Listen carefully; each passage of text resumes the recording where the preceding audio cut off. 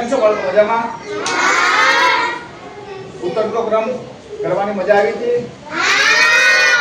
હવે આપણે કરશું ચડતો ક્રમ. ચડતો ક્રમ. જ્યારે આપણે ઉતરતો ક્રમ કરતા હતા ત્યારે મેં તમને વાત કરી હતી કે દશકની સ્થાન જોવાની હોય, બીજું કઈ સ્થાન જોવાનું નહીં.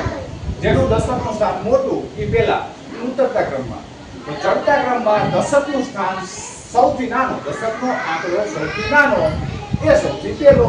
તો અહીંયા જોઈએ આપણે, આપણી પાસે સંખ્યા છે 2 દશકમાં હો. 2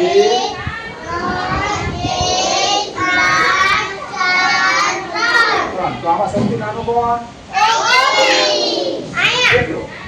દશકના સ્થાનમાં 2 એ સૌથી નાનો. તો બાકીના બધા બાજુ કરશો.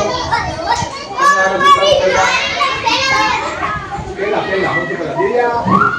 બસ યુવા બાજુ અહીંયા. Okay, very good. ઓકે, ત્યાં હવે જોઈએ આપણી પાસે બધા છે 5 સંખ્યા. 2 3 8 4 3. આમાં સૌથી નાનો કોણ? 2.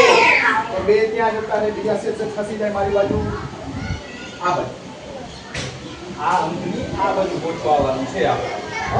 મૂળ બાજુ ગોઠવાશે તો દિવાલ છે, અહીંયા તો જવાશે નહીં. આપણી પાસે વધ્યા 4 સંખ્યા. આ 4 સંખ્યામાં કોનો દશકનો અંક મોટો નાનો છે? 3 નો. તો 3 તો અહીંયા છે. હવે જો અહીંયા ભૂલ થઈ જાય, બધાને ન થાય પણ ક્યારેક થઈ જાય. જ્યારે આપણી પાસે દશકના અંક બે એક સરખા હોય ત્યારે એકમનો અંક જોવો પડે. અહીંયા એકમનો અંક શું છે? 2. એકમમાં શું છે? અને અહીંયા એકમમાં શું છે? તો આ બે અંકને પહેલા આપણે બાજુમાં લઈ લઈએ. અહીંયા બે બાજુમાં આવતા તો બે બંનેનો દશકનો અંક સરખો, બરોબર?